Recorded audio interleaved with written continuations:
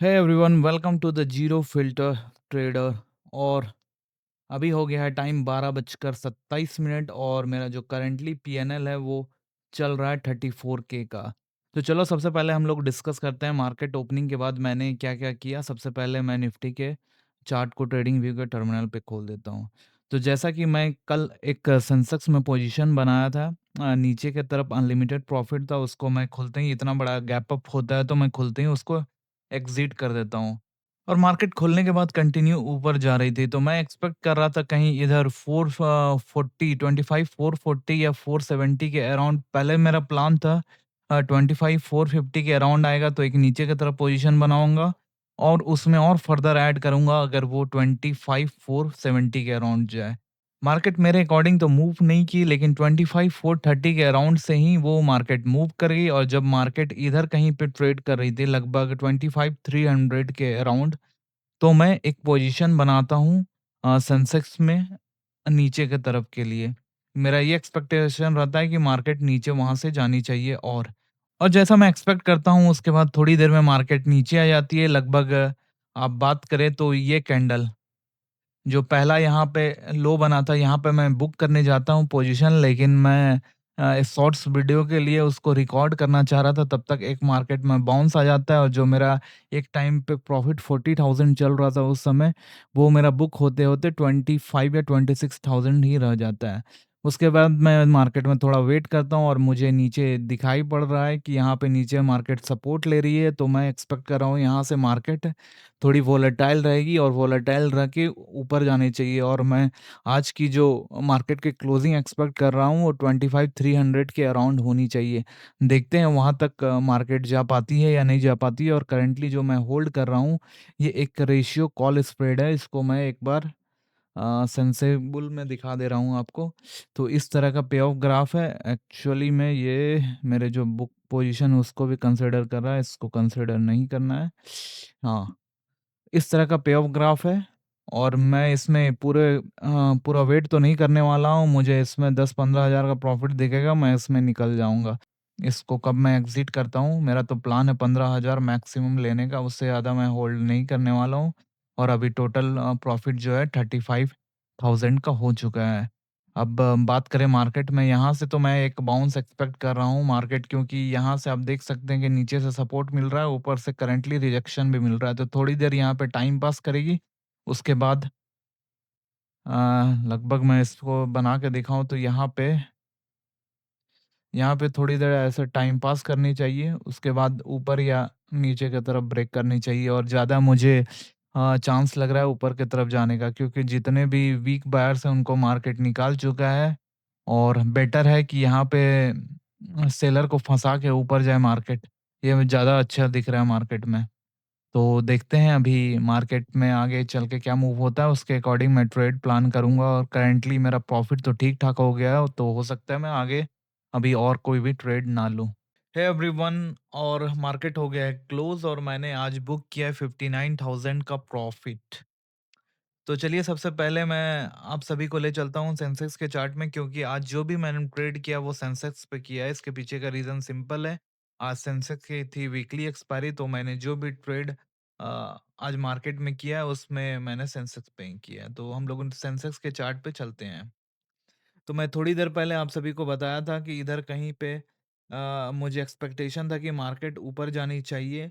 तो उसी के अकॉर्डिंग मैं यहाँ पे ट्रेड बनाया था एक 80 टू 100 के अराउंड ऊपर के साइड एक कॉल रेशियो स्प्रेड बनाया था अपोजिट साइड में। मतलब वो रिवर्स था, ऊपर की तरफ अनलिमिटेड लॉस था और इधर कहीं अगर रेंज में फंसी रहती तो मुझे सर्टेन अमाउंट का लॉस होता। लेकिन मार्केट में इतना वॉलेटिलिटी थी तो मैं एक्सपेक्ट कर रहा था कि जिधर भी मूवमेंट आएगी अच्छी मूवमेंट आएगी, तो मैं उसी के अकॉर्डिंग जो अपना प्लान था उसको एग्जीक्यूट करता हूँ। अनलिमिटेड वाले जो ऑप्शन के स्ट्रेटजीज होते हैं उस पे मैं जाता हूँ। तो यहाँ पे मैंने एक पोजीशन बनाया और फिर जब मार्केट ये जो कैंडल है इसमें नीचे की तरफ आती है तो मैं फिर से ऐड करता हूँ और मार्केट फिर बाउंस करती है। तो मुझे यहाँ पे जब इधर से कहीं मार्केट बाउंस कर रही थी लगभग 82 170 के अराउंड एक बार तो आई थी, वहाँ पे मुझे प्रॉफिट तो ठीक ठाक दिख रहा था, वापस से एक बार 50,000 प्लस दिख रहा था। लेकिन मार्केट यहाँ पे रुकती नहीं है और यहाँ से कंटिन्यू फिर सेलिंग जाती है सेलिंग। और मैं एक्सपेक्ट तो कर रहा था कि यहाँ से बाउंस आएगी, तो उसमें भी काम हो जाएगा, लेकिन यहाँ से बाउंस तो आया। बोले तो यहाँ से मार्केट बाउंस तो की, लेकिन यहाँ पे भी सेल ऑफ आ गया। और जब मार्केट ये बाउंस फ़ील हो जाती है मार्केट में, तो ये मेरे लिए काफ़ी ज़्यादा डेंजरस हो रहा था, क्योंकि मेरा जो भी पोजीशन था वो ऊपर की तरफ तो अनलिमिटेड प्रॉफिट दे रहा था, लेकिन सेम टाइम पे उसमें थीटा डीके काफ़ी ज़्यादा था, और मार्केट क्लोजिंग का टाइम भी हो रहा था, तो टाइम डीके भी हो रहा था। तो उसकी वजह से जब मार्केट इधर नीचे आया, तो मेरा जो एमटीएम, जो प्रॉफिट एक टाइम पे 35,000 तक गया था, वो घट के 10,000 तक ही बचा था। तो उस समय मेरा डिसीजन तो पहले से डिसाइडेड था कि मैं 14:40 तक वेट करूँगा, अगर वहाँ से भी बाउंस नहीं करती है मार्केट, तो मैं अपने पोजीशन को एक्सीट कर दूँगा। लेकिन मार्केट तो बाउंस की, बाउंस करने के बाद जब इधर कहीं पे आई थी, लगभग 80 टू 150 के अराउंड, तो मैं अपने पोजीशन को एग्ज़िट कर दिया था। एग्ज़िट करने का पीछे रीज़न यही था कि मार्केट बार-बार यहाँ से सेल ऑफ हो जा रहा था, और मैं बार-बार प्रॉफ़िट देख रहा था 50,000 के अराउंड, और वो मेरा फिर से कम हो जा रहा था। मैं यहाँ पे अपने पोजीशन को अगर क्लोज़ नहीं करता, तो मेरा जो प्रॉफ़िट है वो बढ़ के 1 लाख भी हो जाता। लेकिन मुझे यहाँ पे एग्ज़िट करना पड़ा, क्योंकि बार-बार मार्केट यहाँ से नीचे की तरफ पुल बैक हो रहा था, तो मेरे लिए बेटर ऑप्शन लगा मुझे कि वहाँ पे मैं प्रॉफ़िट बुक कर लूँ, क्योंकि वापस से मुझे प्रॉफ़िट 50 के अराउंड दिख रहा था।